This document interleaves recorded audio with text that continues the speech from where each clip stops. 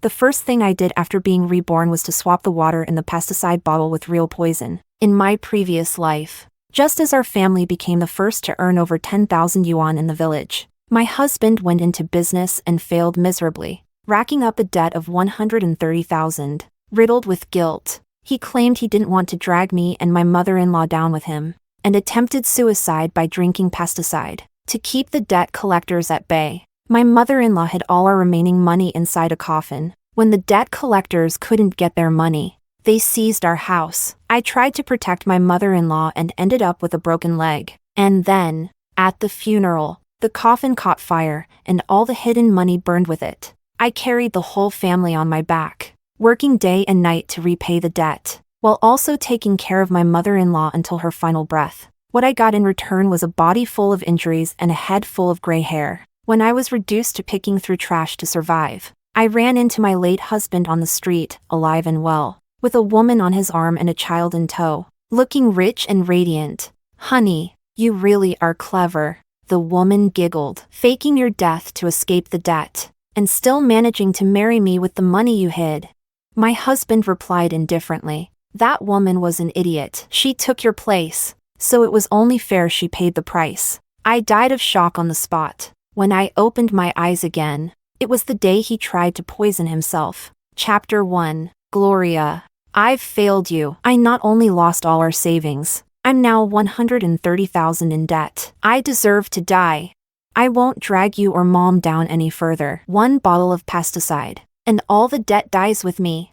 Hudson knelt in front of me, sobbing like a saint ready to sacrifice himself, complete with coffin at the ready. Tears streaming, voice trembling, he grabbed the bottle and lifted it to his mouth. Last time, I panicked and failed to stop him. This time, I lunged forward and seized his wrist, yanking the bottle away. The whole bottle of pesticide spilled onto his clothes and the floor. Not a single drop reached his lips. Ignoring his twisted expression, I threw the bottle aside and held his hand tightly. "Hudson, money isn't worth your life. Please, don't do anything stupid. No matter how hard things get, we'll figure it out. I'll even give you my dowry to pay off the debt. We'll get through this together." I looked at him with sincere worry, like the perfect selfless wife. The moment he heard dowry, his eyes lit up with hunger. He snapped, "Really? You'd give me your dowry?" I sneered inside. All this melodrama, just to get his hands on my money. "Of course, we're husband and wife. Who else would I help if not you?" After some fake sobbing and resistance, Hudson gave up the whole "I'll die for you" act and happily ran off to fetch my dowry. As I watched the excitement he could no longer hide, my heart turned ice cold. Last time, Hudson conned me out of my dowry, faked his death, took all our money, and ran off with another woman. I was left to protect his fake funeral, get my leg broken by loan sharks, and carry his debts until I died, alone and ruined. He got a new wife, a shiny new life, and a happy little family. But this time, heaven gave me a second chance. Since he wants to drink pesticide so badly, let's make sure it's real this time. Chapter 2. I handed over all my dowry to Hudson, letting him use it to pay off the debt. Even my mother-in-law, who always looked at me like I was an eyesore, was suspicious of how readily I gave in. Wiping my tears, I said sincerely, "Mom, Hudson and I are one. His debt is my debt. Even if we have to eat plain rice and pickled veggies, I'll help him repay it." "Good thing you still have money," she muttered, immediately on high alert. "Guess we'll be counting on you if we want meat on the table." Then she glared at me, annoyed. "I knew it! You've got an ulterior motive. That's my funeral savings. Why the hell should it be spent on you?" She stormed into the house and brought out her hidden stash of money too, placing it in Hudson's hands. "Take this as well, son." The two exchanged sharp looks like they were in some kind of silent battle. But Hudson didn't hesitate. He took everything, almost emptying out the entire household. And I knew he had no intention of repaying that debt. He was going to run with the money, just like before, and leave the full 130,000 on my shoulders. But that's okay. He wouldn't get the chance this time. The next morning, we were jolted by a loud bang outside the courtyard. A group of tall, burly men barged toward our gate, each with a face more vicious than the last. The one in front had a long scar running across his cheekbone, He kicked open the gate and slammed his stick against a stone with a loud crack. Hudson, time to pay up. In my last life, by the time they arrived, Hudson had already faked his death and disappeared. But this time, I wasn't letting him get away. I instantly ducked behind Hudson and cried out in panic. Who are you people? What do you want from us? Hudson, help! Then I gave him a little shove, pushing him right to the front. Hudson's face turned pale as a sheet when he saw them. He trembled and swallowed hard. Oh, Oliver. 130,000 is too much. I can't pay all that back. Oliver grinned menacingly, the scar on his face twitching. Can't pay it back? Funny, you didn't say that when you borrowed it. You think you can weasel out of it now? The commotion drew a crowd of neighbors. Heads peeked out from behind walls. People whispering at a distance but not daring to intervene. Didn't Hudson just become the first 10,000 yuan earner in the village? How'd he end up 130,000 in debt? That's a lifetime of debt. Maybe two. Guess his business wasn't so smart after all. Serves him right. Not only did he not make money, the debt collectors are on his doorstep. The crowd grew, gossiping louder and louder. Hudson turned beet red and shouted, I have no money, but you want my life? Fine, I'll give you that instead. Oliver sneered. You? Worth 130,000? Don't flatter yourself. He thought Hudson was bluffing, but in the next second, Hudson pulled out a pesticide bottle. If death wipes out debt, then let me die for you and Mom. Gloria, forgive me. When I'm gone, bury me in the coffin I prepared. No need for extra costs, just get it over with. He even tried to make himself sound like some tragic hero, and then he started chugging the bottle down, fast. As if afraid I'd stop him. Everyone was stunned. He tossed the bottle aside, and immediately began foaming at the mouth, his body convulsing violently. I rushed forward, crying, Hudson, don't leave me! What will I do without you? Before I could even touch him, my mother-in-law shrieked and grabbed him as he collapsed. My son, how could you die before me? I only have one child. You can't leave me. Like a mother hen protecting her chick, she shoved me away with all her strength. Stay back. No one gets near my son. Taking the chance. I sat on the ground a few meters away, covering my face and crying like I was utterly helpless. Oliver frowned as he stared at Hudson, who was now foaming at the mouth and rolling his eyes. With a look of disgust, he spat on the ground. Fine. I'll give it to you, you've got guts. But don't think dying gets you off the hook. Boys, we're coming back tomorrow. The debt collectors left. Hudson lay limp in his mother's arms, barely hanging on. He was drenched in cold sweat and twitching all over. Even the curious neighbors who had come to watch were shocked. A kind woman said, You should get him to a hospital, fast. Maybe there's still a chance to save him. But my mother-in-law snapped. Hospital? Are you crazy? Those places are nothing but money pits. What? You think we don't owe enough already? I won't waste a single coin on that. She clung tightly to Hudson, refusing to let go no matter what anyone said. Chapter 3. Hudson's breathing grew weaker by the minute. He trembled as he reached for his mother's sleeve. Mom, help. Thinking he was talking about the money, she hurriedly assured him, Don't worry, son, we'll keep the money well hidden. I promise. Hudson shook his head frantically, but to everyone else, it just looked like a faint twitch. He barely managed to croak out, Help me. I immediately started wailing at the top of my lungs. Oh, Hudson, how did it come to this? Don't die on me, please, please. Hudson gasped and rolled his eyes again, nearly passing out. One of the neighbor ladies urged me, Gloria, take your husband to the clinic. Even the village health post is better than letting him die on the floor.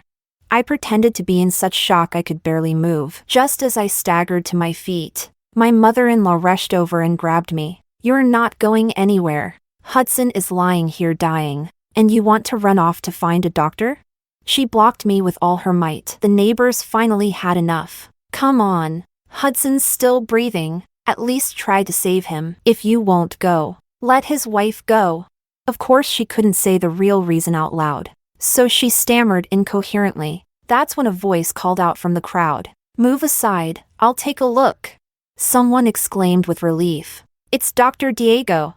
The village clinic's doctor, Diego, happened to be passing by. He rushed over to check on Hudson. As soon as he saw Hudson's face, his expression turned grim. This is bad. He needs to be rushed to a proper hospital, now. But my mother-in-law held Hudson even tighter. No, I won't allow it.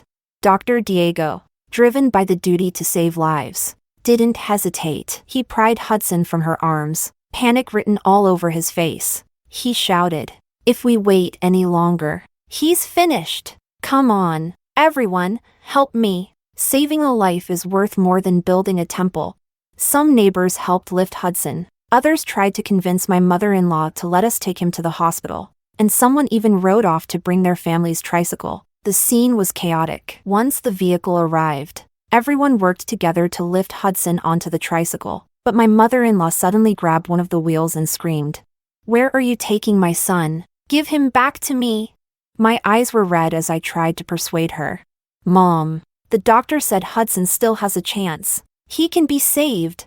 But she got even more agitated and shrieked, "No, how do I know you're really trying to save him? I know my son, he's beyond saving. There's no point going to the hospital." Everyone was stunned by how firmly and coldly she said that. It was unbelievable. "You're his mother. You're seriously just going to watch your own son die without even trying? That's downright cruel." My mother-in-law snapped. "What do you know? I have my reasons."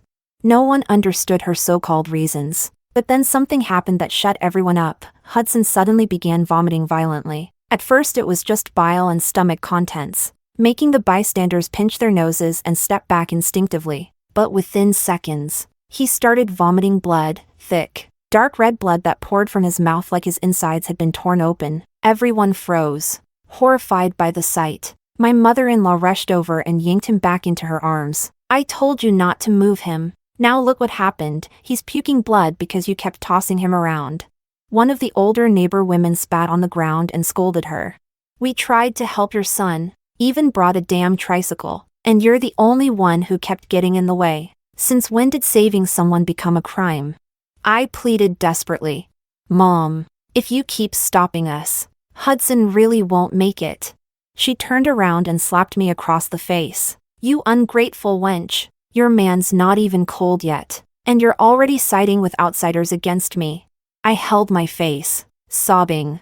But Hudson's coughing up blood nonstop. It was like he'd never run out. The moment she laid him on the ground again, the blood pooled beneath his mouth and flowed outward in a crimson puddle. She looked back and finally panicked a little, cradling Hudson in her arms. "Hudson, we won't go to the hospital, okay? Stop vomiting, it's okay now." Everyone else stared at her like she'd gone insane. But I knew she still thought Hudson was faking it. Dr. Diego seized the chance to run back over and examined Hudson quickly, checking his pulse again and again. After a few moments of stillness, he let go and looked up, face grave. "It's too late. He drank way too much pesticide. His stomach is beyond saving." "I'm sorry." My mother-in-law instinctively snapped back. "No way. You quack." She glared at Dr. Diego with hatred, oblivious to Hudson's pale, bluish face and purpling lips. I spoke softly. "Mom, you may not know how to treat an illness, but you should at least be able to tell if someone's still breathing." She froze, then slowly reached out with a trembling hand and held it under Hudson's nose. 2 seconds passed. Her face went ghost white, and she collapsed onto the ground in a heap. Chapter 4. My mother-in-law stared at Hudson in disbelief, her face twisted with fear and shock. She grabbed his shoulders and shook him violently. "Hudson, Hudson, wake up!"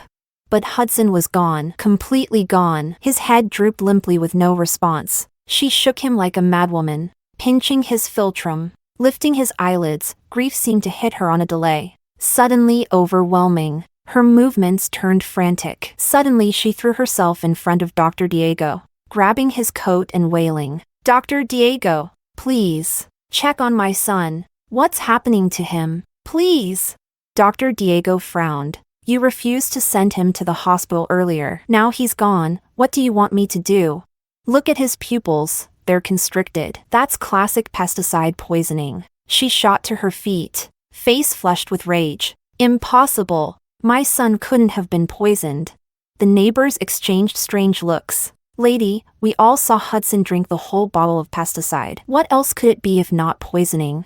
Her face turned ghostly pale. Then she suddenly remembered the bottle that had been tossed aside earlier. She rushed over, picked it up, and sniffed. Real pesticide, definitely not just plain water. Only then did she realize the plan had gone terribly wrong. Hudson had intended to fake his death, but ended up drinking real poison by mistake. Everything, the vomiting, the blood, it had all been real. He'd been poisoned to death by that bottle and missed his only chance at treatment. Regret hit her hard. She had truly believed Hudson was faking it and had done everything to block any attempt to take him to the hospital. Now he was stone cold dead. As I looked at the dirty corpse on the ground, a wave of cold satisfaction surged through me. That's when my mother-in-law stormed over and slapped me hard across the face. You bitch! Was it you? Did you give Hudson real poison?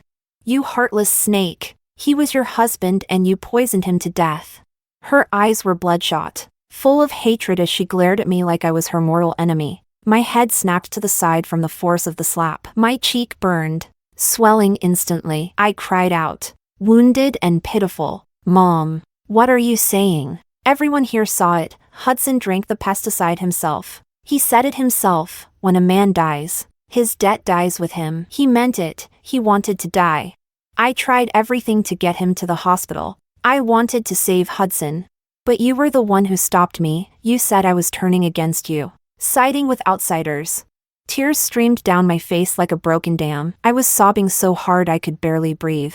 I listed everything that had happened, one by one, in front of the whole crowd. My mother-in-law looked like nothing more than a hysterical, unreasonable old woman. The neighbors, who had only come with good intentions to help, had already been annoyed by her antics. Now, their frustration exploded into mockery. Hudson's mom, are you losing it or what? First you say your son's beyond saving, then you suddenly want to rescue him, and now that he's really dead, you're blaming your daughter-in-law? She's completely lost it. Probably has something wrong in her head. Looks to me like she's targeting Gloria on purpose, trying to pin the blame on her. PFT. The son brought this on himself. He asked for it. One after another, voices chimed in, each harsher than the last. They tore into her without mercy. And me? I still had a slap mark on my face from trying to save Hudson. Now I was just a pitiful widow who'd lost her husband. My mother-in-law's face contorted as she panted heavily, her chest rising and falling. Her eyes rolled back in fury. You people don't understand anything. My son was alive, he was perfectly fine. Everyone just thought she'd gone mad with grief. Dr. Diego let out a sigh. There's no treatment needed now, but it's best to send him for cremation soon. Summer heat will make the body rot quickly. The moment he said that, she hesitated. She didn't respond for a long time, until a voice piped up from the crowd. We can't cremate him, Hudson said he wanted a burial. Chapter 5. As the voice rang out, a pretty young woman stepped forward, her face slightly tense with restrained anger. The moment I saw her, my fists clenched tightly. No wonder, this was Monica, the woman Hudson had planned to elope with. In my previous life, after faking his death, Hudson had run away with her, gotten married, and lived a carefree life with their child. Didn't any of you hear Hudson? He said he wanted to be buried. He even bought his own coffin. The dead should be respected. How could you ignore his final wish? Monica held her head high, speaking in a solemn and righteous tone as she scolded everyone present. Then she walked over to my mother-in-law and said gently, Auntie, don't worry, Hudson will not be cremated. I'll help you carry him into the coffin. I could tell, Monica had no idea Hudson was really dead. She was just afraid we'd insist on cremation. So she stepped in. Strangely, my mother-in-law's eyes flickered, but she didn't deny a thing. Someone in the crowd asked curiously, Who are you? What's your relationship to Hudson? A faint blush appeared on Monica's face. She subconsciously touched her stomach. I'm a friend of Hudson's. I came to see him today, but I didn't expect this. Now that he's gone, the least we can do is fulfill his final wish. He even bought a coffin. Are we not going to honor that? Her words made some of the neighbors hesitate. Cremation or burial didn't really matter to them, it had just been instinct to follow the doctor's advice. My mother-in-law suddenly grew warm and affectionate, holding Monica's hand. Monica, I'm so glad you're here. No one else in the family is reliable. Please, you must help us. She eagerly pulled Monica inside, then waved to the neighbors. All right, everyone. That's enough. She's a distant relative of ours, a friend of Hudson's, here to help out. She placed Hudson's body into the coffin and turned to close the courtyard gate. Seeing there was no more drama to watch, the neighbors began to disperse, though Dr. Diego kept warning again and again that cremation was necessary. Once inside, Monica's eyes landed on me with a subtle but deliberate provocation. So you're the wife? Huh? Why are you dressed so shabby? Hudson was a businessman, he couldn't even buy you a few decent outfits? She covered her mouth with a fake laugh while fiddling with her brand new clothes. It was obvious, they were gifts from Hudson. My mother-in-law beamed at Monica, then gave me a disgusted side eye. Can't you see what's going on? Go get Monica a glass of water. I obediently left the room, then silently circled back. I found my mother-in-law fawning over Monica. You're carrying our family's eldest grandson. You should stay and rest. It's not worth tiring yourself out on the road. Monica snorted proudly. Mom, I only came here to find Hudson. If it weren't for almost being cremated today, I wouldn't have come at all. I'm going to see Hudson, and then I'm leaving with him. Otherwise those debt collectors will come knocking again. Just as Monica was about to get up and go toward the coffin, my mother-in-law quickly grabbed her arm, stopping her again and again. Actually, Hudson told me earlier he'd be heading out after dark. He had something to take care of. You should stay a few days. A coffin is unlucky anyway. It's empty. So don't bother looking. Monica glanced at the sky and rolled her eyes. Fine. I'll wait for Hudson to come to me. But seriously, looking at that old hag's face makes me sick. My mother-in-law smiled and flattered her. Gloria's just a barren hen, nothing like you. As long as you give birth to my grandchild, she'll have no choice but to serve you for life. Standing outside the room, I clenched my hands so tightly my nails dug into my palms. No wonder she hid the fact that Hudson was actually dead. She was scared she'd lose the baby and her grandchild. I didn't expose her. I played the obedient daughter-in-law, even agreeing immediately when she asked me to give up my room. The next day, my mother-in-law began the funeral. As soon as the mourning hall was set up, the debt collectors returned. Oliver swept his cold gaze around the courtyard and chuckled. Well. A funeral. Huh? If you've got money for a coffin, you've got money to pay your debts, right?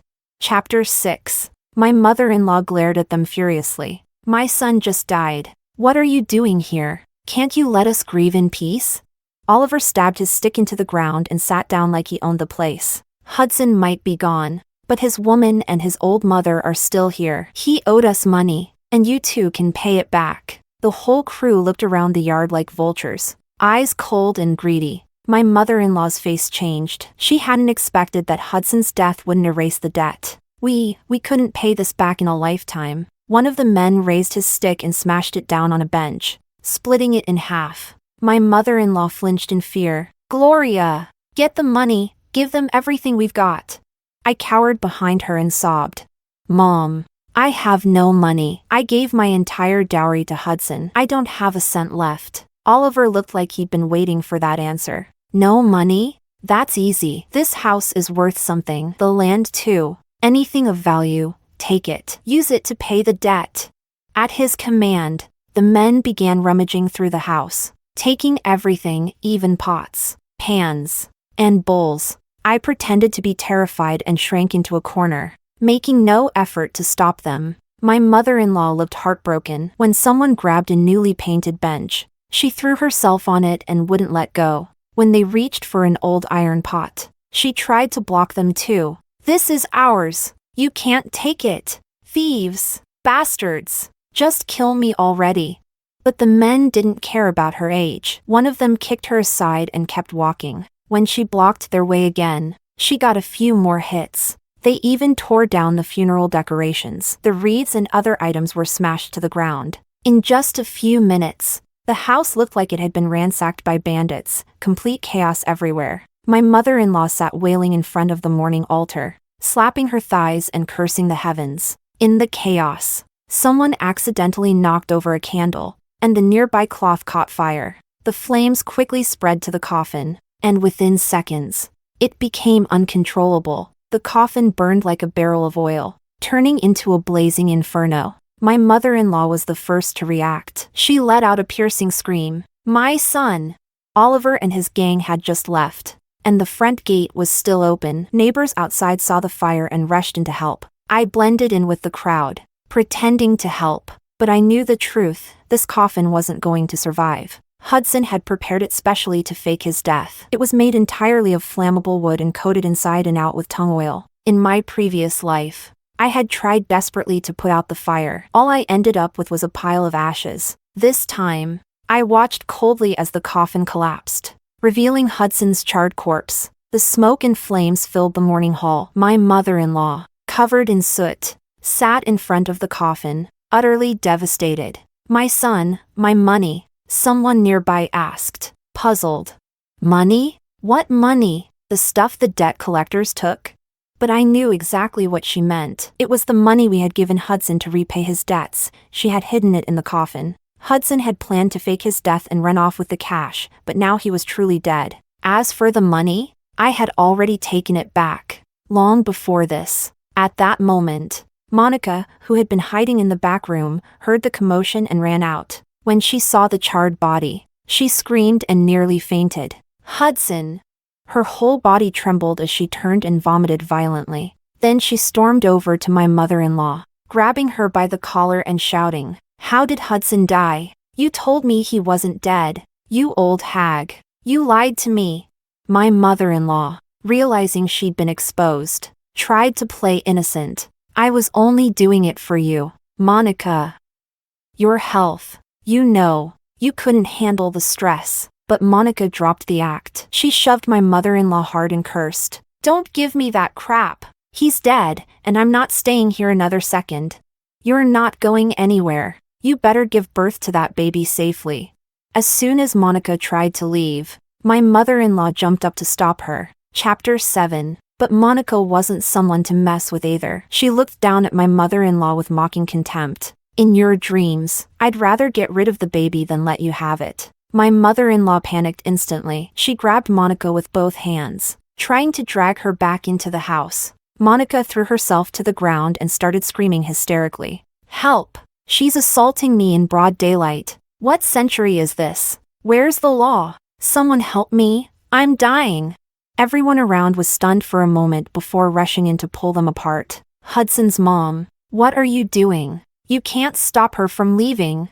But my mother-in-law snapped back. Unapologetic. She's carrying my grandson. This is a family matter. Outsiders need to butt out. Someone gasped. Your grandson? You mean Hudson's child?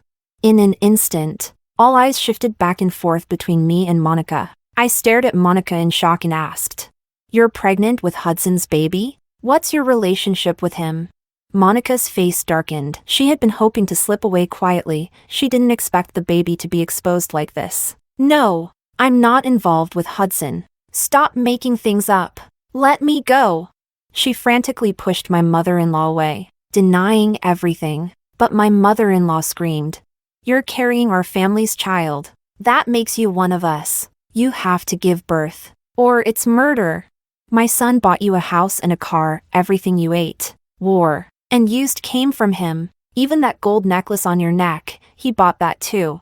She reached over and yanked the gold chain out from Monica's collar. The necklace sparkled in the light. Someone gasped.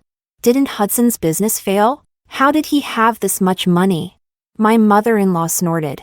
My son didn't fail anything. Out of the 130,000 yuan he borrowed, he spent 70 or 80 grand on Monica. Poor boy gave her everything, and now he's dead and can't even keep his own bloodline.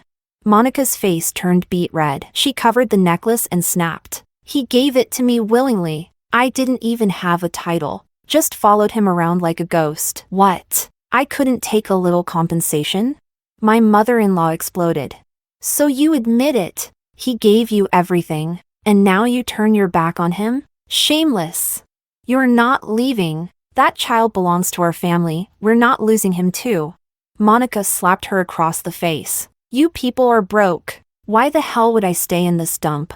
The two started fighting again, rolling and yelling in the yard. Total chaos. Since it was a family matter, the onlookers didn't intervene, just stood around watching the drama unfold. Soon, Monica collapsed to the ground, clutching her belly and crying out in pain. "My stomach, it hurts. I'm losing the baby."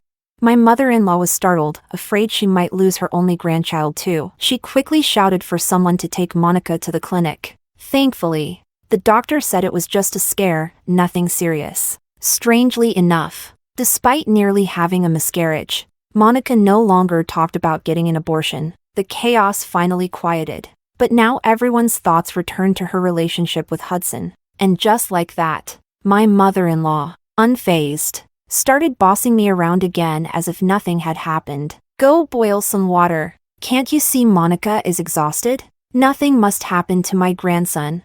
As if she hadn't been fighting Monica just moments ago. My eyes reddened, and I put on a pitiful expression. "Mom, tell me the truth. Did Hudson really cheat on me with Monica behind my back?" Chapter 8. She was used to ordering me around and snapped impatiently. "What? Got a problem now? If you'd been able to give him a son, would he have looked elsewhere? Useless woman. Now my son is dead, and you didn't even leave behind a child. Monica's baby is all we have. If anything happens to him, I'll hold you responsible." I covered my face and cried. I worked myself to the bone for this family. I never even bought myself a new piece of cloth. I scrimped on every grain of rice, every dish of vegetables, just so we could make ends meet. And Hudson, he used that money to support another woman. So what am I to him? A flicker of guilt flashed in her eyes, but she still insisted. "My son's dead. What good does saying this do now? What you should be doing is helping raise my grandson." I wiped away my tears and let out a cold laugh. "You're right. Hudson is dead. So why should I still be listening to any of you? Serving a child that isn't even mine? Starting today, we go our separate ways. You and Monica can be mother and daughter-in-law. I'm going back to my parents' house." My mother-in-law immediately objected. "You're Hudson's legal wife. You have a duty to stay loyal and keep the household. Don't you dare leave us with this pile of debt." I shouted in anger. Hudson's debt wasn't even spent on me. Why should I be the one to repay it? Monica got all the money, she should pay it back. Everyone here can judge for themselves. I worked like a dog for this family, even gave up my dowry, and still got cheated on. Now my husband's dead, and you're saying I don't even get to walk away? The neighbors finally spoke up one by one. These days, lots of widows remarry. Going back to her parents' house is her right. Raising another woman's child? That's just being a fool. Exactly. We've all seen how hard Gloria's worked for this family. She's done nothing wrong, not one thing. Since Hudson left behind a child, you two can live your little life. Keeping Gloria around is just awkward. I curled my lips into a faint smile and spoke again. "Everyone here, bear witness. My husband Hudson is dead. They betrayed me first. And today, I formally sever all ties with my former mother-in-law. From now on, their family has nothing to do with me." My mother-in-law trembled with rage, pointing at me. "You heartless little bitch. Let's see how you survive from now on." I didn't bother replying. Coldly, I turned around and walked away. Back home, I packed my things and left. From a distance, I saw Oliver and his gang heading straight to their place like a swarm of locusts. I knew it. Hudson's family would soon be stripped bare. As for the dowry I gave Hudson, along with the cash he secretly stashed to fake his death, I had taken it all back and hidden it beneath a stone outside. When I dug it out and counted, it totaled nearly 10,000 yuan, more than enough to start over. With the money in hand, I headed for the bus station, ready to leave this wretched place behind. Later, my business flourished. I never had to worry about food or bills again, nor carry the burden of someone else's debts. I only heard news of my former mother-in-law again by chance, from a villager I ran into. After I left, the debts fell squarely on her and Monica. Monica tried to get an abortion and leave, but the pregnancy was too far along. She hemorrhaged and died the same day.